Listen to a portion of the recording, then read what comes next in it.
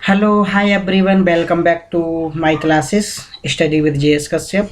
आज संडे है 27 नवंबर और आज हम जो भी हमने एक हफ्ते में पढ़ा है उसका हम रिवीजन करने वाले हैं। और मैं उम्मीद करता हूँ कि मैंने इसमें से मोस्टली जो क्वेश्चंस हैं वो हमने इसमें ऐड किए हैं।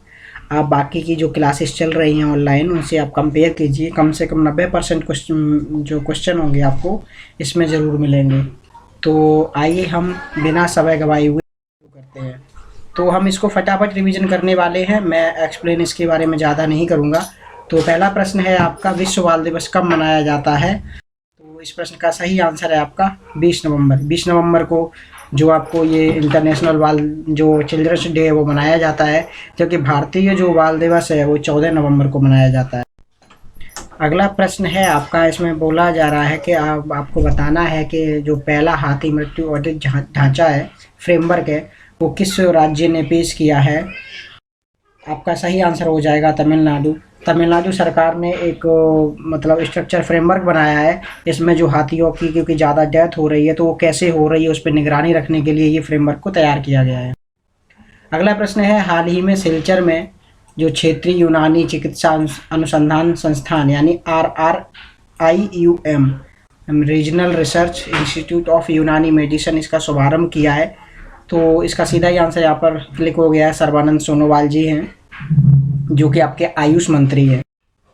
अगला प्रश्न है, हाल ही में अमर सरकार पोर्टल किसने लॉन्च किया है? तो आपके ऑप्शंस हैं मध्य प्रदेश, उड़ीसा, मणिपुर या त्रिपुरा। तो आपका इसका सही आंसर हो जाएगा त्रिपुरा, जो सेवन सिस्टर का एक राज्य है त्रिपुरा।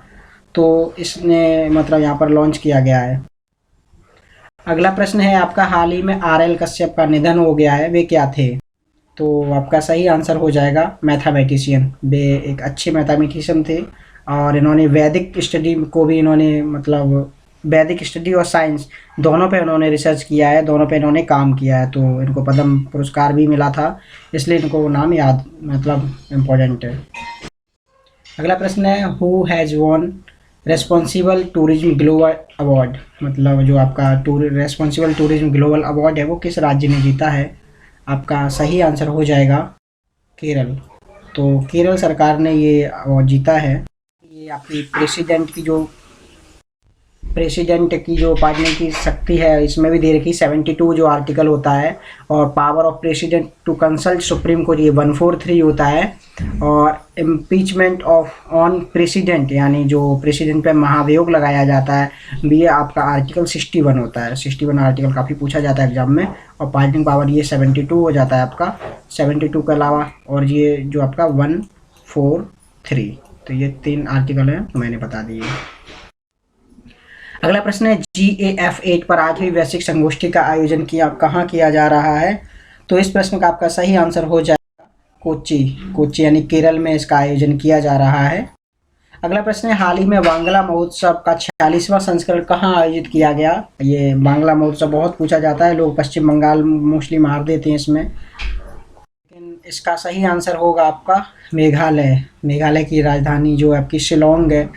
और यहाँ पर जो कॉनराड संगमा है यहाँ के आपके CM है, और आपके सत्यपाल मलिक यहाँ पे अभी गवर्नर है।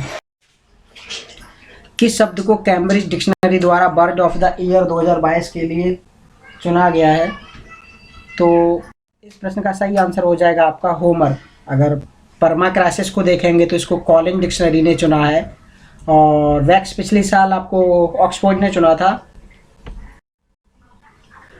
अगला प्रश्न है आपका, क्रिसिल रेटिंग एजेंसी के अनुसार वर्ष 2022 के लिए भारत की विकास दर क्या होगी? तो इस प्रश्न का सही आंसर हो जाएगा आपका 7%, यानी इससे पहले इन्होंने 7.3% इसको अज्यूम किया था, लेकिन अभी उनको घटा करके 7% कर दिया है।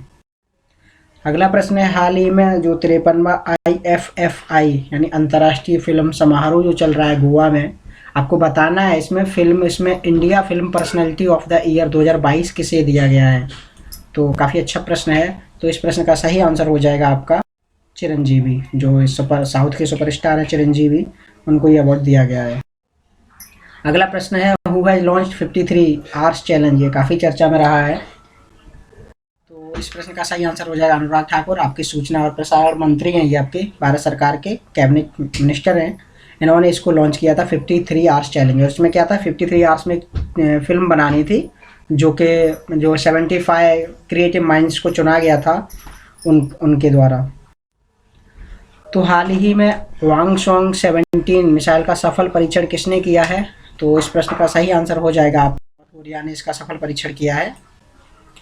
और ये न्यूक्लियर कैपेबल मिसाइल है। इससे यूएसए और बाकी के देशों को काफ़ी प्रॉब्लम मतलब हुई है और वो लोग इस पर बार बार प्रतिबंध लगा रहे हैं, लेकिन नॉर्थ कोरिया परीक्षण पे परीक्षण किए जा रहा है। अगला प्रश्न है, हाल ही लिस्ट ए में एक पारी में सर्वाधिक रन किसने बनाए हैं? मतलब 50-50 का फॉर्मेट है ये, 50 ओवर का जो फॉर्मेट है अभी जो चल रही है विजय हजारे ट्रॉफी, इसमें एक प्लेयर हैं तमिलनाडु के एन जगदीशन। इन्होंने ये कुछ 277 रन मारे हैं इसमें, 277। इससे पहले ये जो रिकॉर्ड था वो आपका 268 रन था और ये था इंग्लैंड के एक प्लेयर थे एलिस्टर ब्राउन, तो उनके नाम पे था 268। और 264 रन रोहित शर्मा ने भी बनाए हैं। तो इसका सही आंसर आपका एन जगदीशन हो जाएगा। अगला प्रश्न है, सुमात्रा आइसलैंड कहाँ लोकेटेड है? आपको बताना है सुमात्रा जो आइलैंड है, द्वीप है, वो कहाँ पर स्थित है।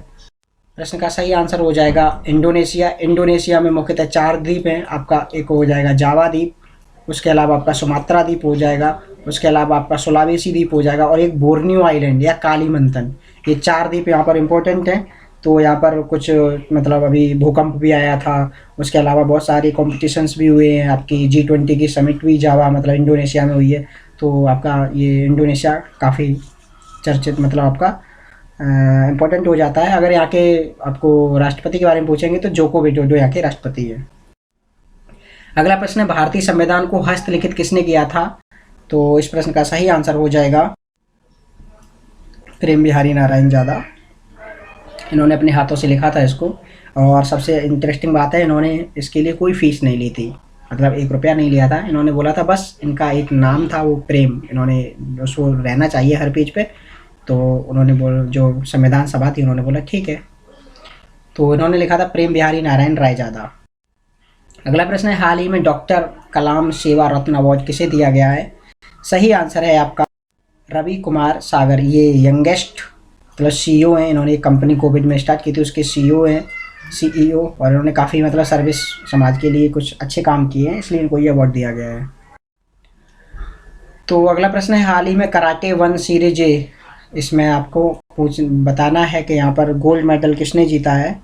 तो आपका सही आंसर हो जाएगा पेड़े शर्मा। अभी ये भी इंडोनेशिया में चल रही थी, पेड़े शर्मा ने इसको जीता है और इन्होंने हराया है डेविड योनावस्की जो कि यूक्रेन के प्लेयर हैं। इनको हरा करके इन्होंने ये जीता है। अगला प्रश्न है आपका, रिजर्व बैंक ऑफ इंडिया ने किस बैंक को रूस के साथ रुपए में व्यापार करने की अनुमति दे दी है? तो इसका सही आंसर हो जाएगा आपका बोथ ए और सी, यानी आपकी HDFC बैंक और कैनेरा बैंक दोनों को ये मंजूरी दी है अभी कि आप रुपए में व्यापार कर सकते हैं। इसमें क्या होगा, जो ये बैंक है अभी ये मतलब जो व्यापार करना चाहते हैं वो एक बोस्ट्रो अकाउंट खोलेंगे, BOSTRO। तो ये बोस्ट्रो अकाउंट में क्या होगा, जो रसिया की बैंक है उसके अकाउंट मतलब उसके अधीन में यहाँ की जो बैंक है उसमें ये अकाउंट खोलेंगे, उससे लेन देन रुपये में हो जाएगा। इससे के पहले भी यूनियन बैंक ऑफ इंडिया और यूको बैंक और आपकी जो इंडसइंड बैंक है इनको परमिशन दी जा चुकी है। तो इस प्रश्न का तो सही आंसर आपका ए और सी हो जाएगा। अगला प्रश्न है आपका, हाल ही में अर्बन गबरू जो कि मेल प्रोडक्ट बनाता है मतलब आदमियों के लिए प्रोडक्ट बनाता है, तो आपको बताना है इन्होंने अपना ब्रांड एम्बेसडर किसे चुना है। तो इसका सही आंसर हो जाएगा सूर्य कुमार यादव जो कि नंबर 1 प्लेयर है अभी T20 में, भारत के बैट्समैन है मध्यक्रम के। तो ये सूर्य कुमार यादव को अभी इन्होंने अपना ब्रांड एम्बेसडर चुना है अर्बन गबरू। अगला प्रश्न है, हाल ही में गांधी मंडेला 2022 अवार्ड किसे दिया गया है? काफ़ी इंपॉर्टेंट क्वेश्चन है ये, पीस के लिए दिया जाता है, अंतर्राष्ट्रीय शांति अहिंसा के लिए दिया जाता है। इस प्रश्न का सही आंसर हो जाएगा दलाई लामा, जो तिब्बती धर्म गुरु हैं दलाई लामा। ये 14वें गुरु हैं, कभी कभी इम्पोर्टेंट है मतलब आपको पता होना जानना जरूरी है। ये 14वें धर्म गुरु हैं दलाई लामा तिब्बती और इनको ये अवार्ड दिया गया है। और अगला प्रश्न है आपका, हाल ही में सेबेस्टियन वेटेल ने संन्यास लिया है, अभी किस खेल से संबंधित है? तो मोस्टली पता होगा लोगों को। इस प्रश्न का सही आंसर हो जाएगा फार्मूला 1 रेसिंग। और ये एक जर्मन के रेसर है, मतलब वो फार्मूला 1 ड्राइवर हैं और इन्होंने मतलब वो जो आपकी थी फरारी में भी चलाई और उन्होंने BMW भी मतलब उनके पार्टनर रहे हैं। अगला प्रश्न है, हु हैज़ लॉन्च्ड घर पोर्टल? घर पोर्टल किसने लॉन्च किया है? इस प्रश्न का सही आंसर हो जाएगा NCPCR यानी राष्ट्रीय बाल अधिकार संरक्षण आयोग, इन्होंने इसको लॉन्च किया है। अगला प्रश्न है आपका, राष्ट्रीय आत्महत्या रोकथाम रणनीति किसने लॉन्च की है? आपका सही आंसर हो जाएगा स्वास्थ्य और परिवार कल्याण मंत्रालय यानी ministry of health and family welfare, इसने इसको लॉन्च किया है। डॉक्टर इसके मंत्री हैं डॉक्टर मनसुख मंडाविया। अगला प्रश्न है आपका, ग्लोबल मीथेन असेसमेंट रिपोर्ट किसने जारी की है? तो आपकी ये UNEP और जलवायु स्वच्छ वायु संघ, इसने जारी की है। UNEP का हेडक्वार्टर देखते हैं तो आपका वियना में हो जाएगा। अगला प्रश्न है, हाल ही जो भारतीय संविधान में राजभाषा का उल्लेख किस अनुच्छेद में किया गया है? तो इस प्रश्न का सही आंसर हो जाएगा आर्टिकल 343, इसमें राजभाषा संबंधी प्रावधान दिए गए हैं। 343 से लेकर के आपके 351, ये 351 तक आपके प्रावधान किए गए हैं, वो राजभाषा से संबंधित हैं। अगला प्रश्न है आपका, हाल ही में उद्यमिता श्रेणी में champions of the earth award किसे दिया गया है? तो इस प्रश्न का सही आंसर हो जाएगा डॉक्टर पूर्णिमा देवी बर्मन। तो ये एक बायोलॉजिस्ट हैं, इनको अवार्ड दिया गया, ये भारतीय हैं। और अगर चैंपियंस ऑफ द अर्थ बात पूछी जाए तो एक एलन बरो थे, एलन बरो जो थे, इनको मई में शुरुआत में मई में दिया गया था। प्राजक्ता कोहली को जो यूथ क्लाइमेट चैंपियन अवार्ड दिया गया है, यूथ क्लाइमेट चैंपियन, ठीक है, इनको प्राजक्ता कोहली को दिया गया है, ये भी भारत की रहने वाली कर्नाटक की। गीतांजलि श्री को इंटरनेशनल मैन बुकर पुरस्कार दिया गया है। नरेंद्र मोदी को यह अवार्ड 2018 में दिया गया था। अगला प्रश्न है, यूरोपीय स्पेस एजेंसी ने किस दिव्यांग व्यक्ति को, ये इंपॉर्टेंट क्वेश्चन हो सकता है एग्जाम्स के लिए, अंतरिक्ष में भेजने का फैसला किया? ये फर्स्ट डिसेबल पर्सन होगा, हम भारत में इसको भारत में दिव्यांग बोलते हैं, तो जैसे हैंडीकैप हैं ये। तो आपका सही आंसर हो जाएगा जॉन मैकफॉल, और ये आपके ब्रिटेन के हैं और ये एक पैरालंपिक मतलब पैरालंपियन रहे हैं इन्होंने। जो पैरा ओलंपिक होते हैं इसमें इन्होंने मेडल जीता हुआ है। अगला प्रश्न हो जाएगा, प्रश्न है आपका, वर्तमान नेपाल के प्रधानमंत्री कौन है? प्राइम मिनिस्टर बतानी है, सिंपल है, कंफ्यूज मत हो जाएगा। ये विद्या देवी भंडारी और शेर बहादुर दउआ, KP शर्मा ओली, तीनों प्रतिष्ठित नाम है। सही आंसर आपका शेर बहादुर दउआ हो जाएगा। ये आपकी प्रेसिडेंट है वहाँ की और ये आपके प्राइम मिनिस्टर है वहाँ के। प्रविंद जगन्नाथ देखा जाएगा तो ये आपके मॉरिशस, आपका जो मॉरिशस है ना, वहाँ के ये प्राइम मिनिस्टर है मॉरिशस के, ठीक है।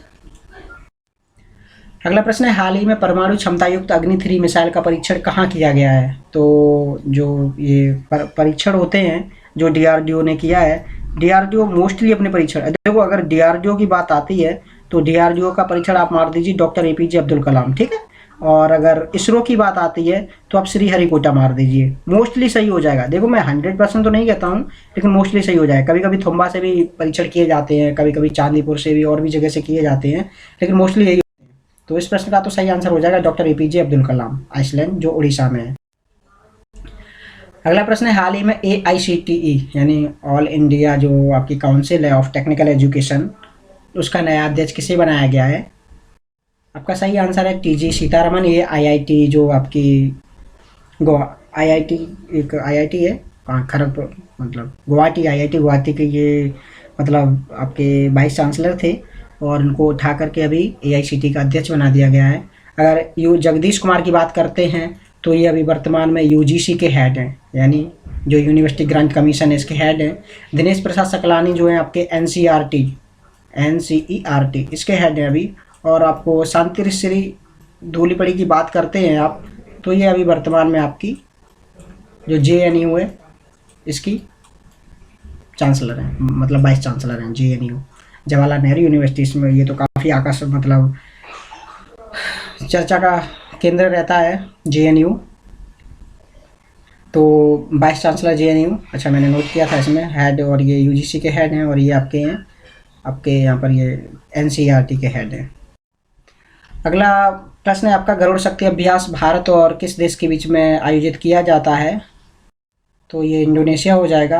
आपका गरुड़ हो गया, वरुण हो गया या शक्ति हो गया, तीनों जो अभ्यास हैं इंडोनेशिया के बीच में आयोजित किए जाते हैं। श्रीलंका से मित्र शक्ति जो आयोजित किया जाता है, फ्रांस से आपका गरुड़ शक्ति आपका इंडोनेशिया है, और अगर केवल गरुड़ रहेगा तो आपका फ्रांस हो जाएगा। ठीक है, इसमें शक्ति जुड़ जाता है। गरुड़ और बरुड़ और शक्ति केवल अलग अलग रहेगा, तीनों तो फ्रांस हो जाएगा। गरुड़ शक्ति, बरुड़ शक्ति, और ये आपके इंडोनेशिया में हो जाते हैं। ऑस्ट्रेलिया से आपका डेजर्ट नाइट है। अगला प्रश्न है आपका, इंडो पैसिफिक रीजनल डायलॉग के चौथे संस्करण का आयोजन कहाँ किया गया है? इस प्रश्न का सही आंसर हो जाएगा new Delhi. Mostly meeting new Delhi में ही होती हैं, कुछ मीटिंग्स हैं जो अलग अलग हो जाती हैं। अगला प्रश्न है, भारतीय संविधान में कौन सा अनुच्छेद राष्ट्रपति को संसद के दोनों सदनों की संयुक्त बैठक बुलाने की शक्ति प्रदान करता है? आपको जॉइंट सिटिंग कौन कॉल कर सकता है, आपको ये बताना है। तो इसका सही आंसर हो जाएगा 108। कभी कभी पूछ लिया जाता है, और ये प्रेसिडेंट बुला सकता है। ठीक है, आपको संयुक्त बैठक है, प्रेसिडेंट बुलाता है, कभी कभी ऐसी जरूरत पड़ जाती है तो ये बुला लेता है। अगला प्रश्न है आपका, महिलाओं के खिलाफ हिंसा के उन्मूलन के लिए अंतर्राष्ट्रीय दिवस कब मनाया गया? काफी चर्चा का विषय है। सही आंसर हो जाएगा आपका 25 नवंबर। अगला प्रश्न है, मलेशिया के नए प्रधानमंत्री कौन बने हैं? सही आंसर हो जाएगा आपका अनवर इब्राहिम, और ये सिंगापुर के हैं। आपके ऋषि सुनक ब्रिटेन के हैं, और फूमियो किशिडो जापान के प्रधानमंत्री है। अगला प्रश्न है, हाल ही में किस बैंक ने फेस ऑथेंटिकेशन KYC की शुरुआत की है? मतलब कौन सी बैंक है जो फेस ऑथेंटिकेशन KYC शुरू की है? सही आंसर हो जाएगा आपका एयरटेल पेमेंट बैंक। तो ये 2010 में स्टार्ट की गई थी इस बैंक को। अगला प्रश्न है, 2022-23 में कौन सा देश भारत के लिए उर्वरकों का शीर्ष आपूर्तिकर्ता देश बना है? तो सही आंसर है आपका रशिया। यानी इसमें कुछ 371% का इसमें मतलब ग्रोथ देखी गई थी, 371%। और टोटल जो 6 महीने में इन्होंने जो यहाँ से इम्पोर्ट हुआ है तो 2.15 मिलियन मीट्रिक टन। ठीक है, ये 251 मिलियन आपका जो टन है यहाँ से इम्पोर्ट किया गया है। अगला प्रश्न है, RS-200 साउंडिंग रॉकेट का सफल परीक्षण किसने किया है? इसका सही आंसर हो जाएगा आपका इसरो, और इसको थुम्बा यानी केरल से लॉन्च किया गया है। मैंने बताया था कभी कभी थुम्बा से भी ये जो रॉकेट है लॉन्च किए जाते हैं। अगला प्रश्न है, एक बुक है आपकी India the mother of democracy, इसका विमोचन किसने किया है? तो इसका सही आंसर हो जाएगा आपका धर्मेंद्र प्रधान, जो वर्तमान में शिक्षा मंत्री हैं। इन्होंने इस बुक को लॉन्च मतलब इसको विमोचन किया है। और इसको तैयार की बात की जाए तो आपका जो भारतीय ऐतिहासिक जो परिषद है ICHR, उसने इसको तैयार किया है। तो अगर जगदीप धनखड़ देखते हैं, ये वर्तमान में वाइस प्रेसिडेंट हैं भारत के। और नितिन गडकरी आपके सड़क और ट्रांसपोर्ट मंत्रालय मंत्री हैं आपके। किरण रिजिजू आपके कानून मंत्री यानी लॉ एंड जस्टिस मिनिस्टर। अगला प्रश्न है आपका, नसीम अल बहार युद्ध अभ्यास भारत और किस देश के बीच में आयोजित हो जाता है? नसीम अल बहार की बात करें तो इसका सही आंसर हो जाएगा आपका ओमान। इंडोनेशिया मैंने बताया था अभी, गरुड़ शक्ति जो अभ्यास था इंडोनेशिया के बीच आयोजित किया था। बांग्लादेश से संप्रीति हम युद्ध अभ्यास आयोजित करते हैं। ठीक है, अगला प्रश्न है आपका, परियोजना जो आपकी है 15B/12705, ये प्रोजेक्ट 15B शॉर्ट में लिखते हैं इसको। तो आपका इसको एक मोरमू गाँव जो है, इसको डिस्ट्रॉयर है आपका, इसको किसने बनाया है आपको बताना है। तो इसका सही आंसर हो जाएगा मझगांव डॉकयार्ड, जो आपकी शिप बिल्डर्स लिमिटेड है मुंबई, इसने इसको बनाया है। और कुछ इसमें 4 मतलब डिस्ट्रॉयर बनाने थे, जिसमें अलग अलग नाम थे आपके। मोरमू गाँव हो गया, INS विशाखापट्टनम हो गया, INS इम्फाल हो गया, और INS सूरत। ये 4 आपके डिस्ट्रॉयर थे जो बनाने थे। तो इसका जो अग्रीमेंट हुआ था वो मझगांव डॉकयार्ड से हुआ था, और इसने इसको बनाया था। अगला प्रश्न है, भारतीय संविधान में कौन सा अनुच्छेद नए राज्य के प्रवेश की स्थापना से संबंधित है? तो आर्टिकल 2 जो आपको बोलता है कि अगर आप किसी विदेशी राज्य को भारत में मिला सकते हैं, उसके लिए आपको संविधान में मतलब संशोधन करना पड़ेगा। अगला प्रश्न है, इसरो ने 26 नवंबर को एक PSLV-C54 रॉकेट को लॉन्च किया है। आपको बताना है कि इसमें कितने नैनो जो सैटेलाइट थे कितने इसमें थे टोटल। इसका सही आंसर 8 हो जाएगा। टोटल 9 सैटेलाइट थे आपका। एक आपका EOS-01 यानी अर्थ ऑब्जर्वेशन सैटेलाइट, ये भी था एक आपका 06। ठीक है, और बाकी के जो 8 थे आपके, ये आपके नैनो सैटेलाइट थे। 8 में से एक आपका भूटान का था, बाकी के आपके एक आनंद था, एक एस्ट्रोकार्ट था, और बाकी 2 मतलब एस्ट्रोकार्ट के 4 थे, और 2 थाईबोल्ट के आपके नैनो उपग्रह थे जो भेजे गए हैं। और भेजे कहाँ से गए हैं? ये श्रीहरिकोटा से भेजे गए, आंध्र प्रदेश से। अगला प्रश्न है आपका, गणतंत्र दिवस 2023 में भारत ने किसे मुख्य अतिथि के रूप में आमंत्रित किया है? सही आंसर हो जाएगा अब्देल फतेह। ये आपके इजिप्ट के भी प्रेसिडेंट हैं अब्देल फतेह, इनको आमंत्रित किया है। यानी जो 2023 में आपका रिपब्लिक डे यानी गणतंत्र दिवस होगा उस पर देखा जाए तो 2021 और जो 2020 22 था, 2021 और 2022 में मतलब कोई भी नहीं आया था कोविड के लिए। अगला प्रश्न है, हाल ही में अंतर्राष्ट्रीय इलेक्ट्रोटेक्निकल कमीशन के लिए उपाध्यक्ष का पद किसने जीता है? तो सही आंसर हो जाएगा इसमें इंडिया। ये सैन फ्रांसिस्को में एक मीटिंग, ये मतलब मतदान हुआ था और इसमें 90% भारत को सपोर्ट मिला था। अगला प्रश्न है, राष्ट्रीय दुग्ध दिवस कब मनाया जाता है? इसका सही आंसर हो जाएगा आपका 26 नवंबर। आपको पता होना चाहिए ये डॉक्टर वर्गीज कुरियन है जो उनकी जन्म तिथि है, इसलिए इनको मतलब इनकी जन्म तिथि को इनका जो कंट्रीब्यूशन है इसको मतलब डोमिनेट करने के लिए इसको मनाया जाता है, डॉक्टर वर्गीज कुरियन। ठीक है। अगला प्रश्न है, हाल ही में ई गवर्नेंस पर 25वां राष्ट्रीय सम्मेलन कहाँ हुआ है? आपको बताना है 25th national conference on e governance started. तो इसका सही आंसर हो जाएगा जम्मू कश्मीर, यानी जम्मू कश्मीर के कटरा में ये लॉन्च हुआ है और ये 2 दिन चलने वाला है। ठीक है। और ये डॉक्टर जो जितेंद्र सिंह हैं उन्होंने उसमें पार्टिसिपेट किया आपके। ठीक है। अगला प्रश्न है आपका 53 आवर्स चैलेंज किस फिल्म ने जीता है? काफ़ी चर्चा का विषय, इसको अनुराग ठाकुर ने लॉन्च किया था, मैंने अभी पहले बताया था। और इसमें जो फिल्म विनर रही है वो डियर डायरी है। इसमें क्या था आपको बताया था, जो 75 क्रिएट्स माइंड्स जो ऑफ टुमारो जो लोग चुने गए थे, इसमें से 5 टीम बना दी गई थी, यानी 15-15 लोग थे एक एक टीम में। और इन्होंने भी बोला था इनको 53 घंटे में एक फिल्म बनानी है आपको सबको, और जो भी बेस्ट होगी हम उसको अवार्ड देंगे। तो सबने एक एक फिल्म बनाई, 5 बहुत अच्छी फिल्में थी, तो उसमें से डियर डायरी को चुना गया था। ठीक है, डियर डायरी आपका। अगला प्रश्न है आपका, खाड़ी सहयोग परिषद का सचिवालय कहाँ है? सही आंसर हो जाएगा आपका रियाद, यानी रियाद जो सऊदी अरबिया की राजधानी है। जीसीसी ने अभी बोला है भारत से कि हम FTA फ्री ट्रेड मतलब जो मुक्त व्यापार समझौता है वो हम दोबारा उस पर बात करेंगे, इसीलिए ये प्रश्न काफ़ी इम्पोर्टेंट हो जाता है। अगला प्रश्न है, MPLS जो कार्यक्रम है वो किससे संबंधित है? तो ये जो सांसद लोगों को हर साल 5 करोड़ रुपए दिए जाते हैं जो अपने क्षेत्र के विकास करने के लिए सार्वजनिक जो कार्यक्रम जो योजनाएं होती हैं उन पर, तो उस योजना का नाम है MPLS। अगला प्रश्न है आपका, ग्लोबल इनोवेशन इंडेक्स में भारत की रैंक क्या है? तो इस प्रश्न का सही आंसर हो जाएगा, इस प्रश्न का सही आंसर आपका 40 हो जाएगा। पिछले साल 2021 की बात करें तो ये 46 थी और अभी 2022 में ये 40 है। अगला प्रश्न है, नागरिकता संबंधी नियम संविधान के किस भाग में है? तो ये भाग 2 यानी अनुच्छेद 5 से 11 तक ये आपके नागरिकता सिटीजनशिप से संबंधित हैं। हम आर्टिकल जो हमने पढ़े हैं 1 से लेकर मतलब भाग 1 भाग 2 उनको थोड़ा संक्षिप्त में एक बार देख लेते हैं। आर्टिकल 1 कहता है कि भारत राज्यों का संघ है, ये यूनियन ऑफ स्टेट्स है और जो इसके राज्य हैं वो अलग नहीं हो सकते। आर्टिकल 2 कहता है कि पार्लियामेंट किसी भी नए राज्य को अपने राज्य में मतलब अपने क्षेत्र में टेरिटरी में जोड़ सकती है, जैसे कि 16 मई 1975 को सिक्किम को भारत के टेरिटरी में जोड़ा गया था। तो आर्टिकल 3 कहता है कि पार्लियामेंट किसी भी वर्तमान राज्य के नाम में बदलाव कर सकती है या उनके क्षेत्र में बदलाव कर सकती है।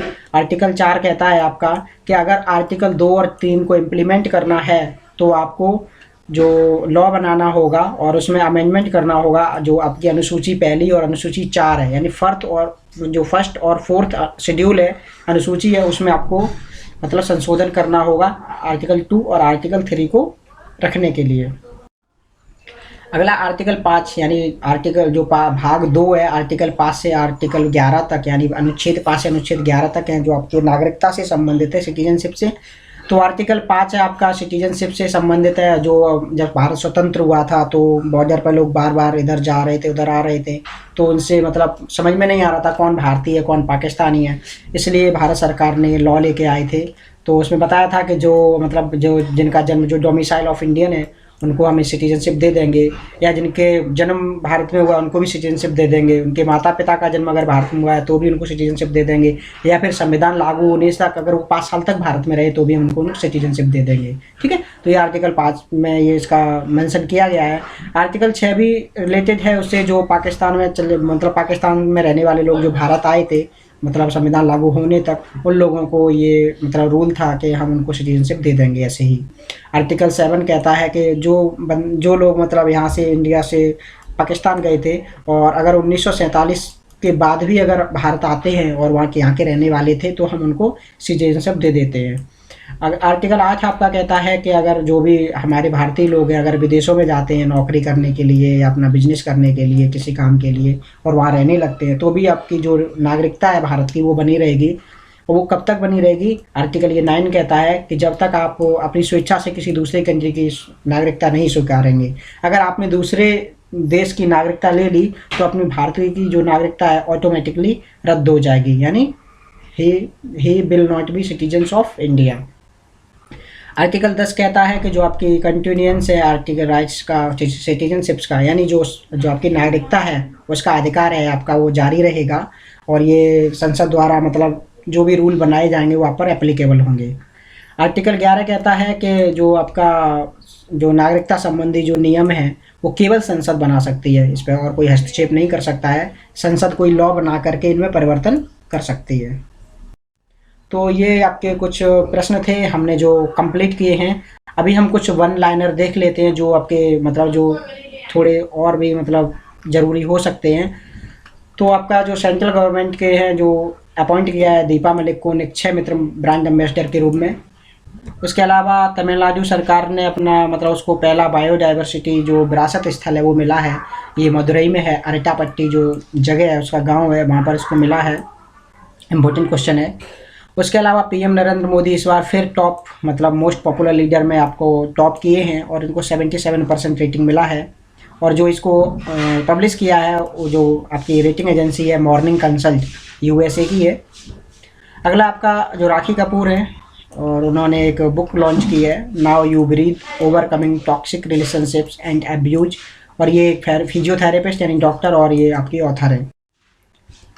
आगे देखते हैं तो 19 कुछ डेज देख लेते हैं। 19 नवंबर को वर्ल्ड जो मेंस डे यानी जो विश्व पुरुष दिवस मनाया जाता है, और इसी दिन विश्व शौचालय दिवस यानी वर्ल्ड टॉयलेट डे भी मनाया जाता है। 21 नवंबर को विश्व टीबी दिवस मनाया जाता है। 21 नवंबर को ही आपका विश्व मत्स्य दिवस मनाया जाता है यानी फिशरीज डे मनाया जाता है। 24 नवंबर को आपका गुरुदेव तेग बहादुर जी का शहीद दिवस मनाया जाता है।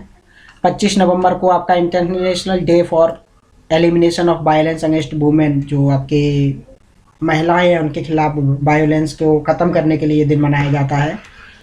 और 26 नवंबर को आपका जो राष्ट्रीय जो आपका संविधान दिवस है 26 नवंबर को मनाया जाता है। इसके साथ साथ आपका राष्ट्रीय दुग्ध दिवस यानी डॉक्टर वर्गीज कुरियन का जन्म दिवस है वो 26 नवंबर को सेलिब्रेट किया जाता है दुग्ध दिवस के रूप में। आगे देखते हैं तो नोवाक जोकोविच ने आपका 6th एटीपी फाइनल जीता है इस बार। और कार्लोस जो अल्कराज हैं आपके ये काफ़ी इंपॉर्टेंट है, ये यंगेस्ट कुछ 22 ईयर्स के हैं, नंबर 1 एटीपी प्लेयर बने हैं। और जो आर्मी की रेड टीम है इसने 72nd inter service volleyball championship 2022-23 जीत ली है। आपकी विनीत कुमार आपके सीओई बने हैं मुंबई में। किसके सीओई बने हैं? आपके बने हैं केवीआईसी यानी खादी ग्राम उद्योग जो उद्योग है खादी ग्राम विकास ग्राम उद्योग। उसके अलावा आपका जो प्रोफेसर वेणु गोपाल अंचंता हैं वो CIPM के सदस्य चुने गए हैं। CIPM जो है इंटरनेशनल एक कमेटी है जो कि मापतौल से संबंधित है, जिसकी फुल फॉर्म है certificate in investment performance measurement, यानी मापतौल से संबंधित है ये मतलब एजेंसी है। उसके जो आपके सदस्य चुने गए हैं प्रोफेसर वेणु गोपाल अचंता। और अगला ये मतलब आपका क्वेश्चन है जो एक मतलब जो नॉर्थ ईस्ट में एक मतलब ये व्यक्ति हुए हैं लचित बोरफुकन, इनका 400वां जो आपका जन्म जो तिथि मनाई गई है वो सब में सेलिब्रेट किया गया है। और इसमें जो प्रधानमंत्री थे उन्होंने भी इनको श्रद्धांजलि दी है, बाकी बड़े बड़े लोगों ने भी इसको श्रद्धांजलि दी है। तो पूरा वीडियो देखने के लिए बहुत बहुत धन्यवाद। हम आशा करते हैं कि आप ऐसे ही हमारे चैनल को देखते रहें और अपना जो आगे वाले एग्ज़ाम हैं उसमें काफ़ी कुछ मदद ले सकें। और अगर आपको वीडियो पसंद आए तो लाइक कीजिए, सब्सक्राइब कीजिए और अपने साथियों अपने दोस्तों के साथ शेयर कीजिए ताकि उनको भी आगे आने वाली परीक्षाओं में लाभ मिल सके। मिलते हैं एक नए वीडियो के साथ, तब तक के लिए नमस्कार, जय हिंद।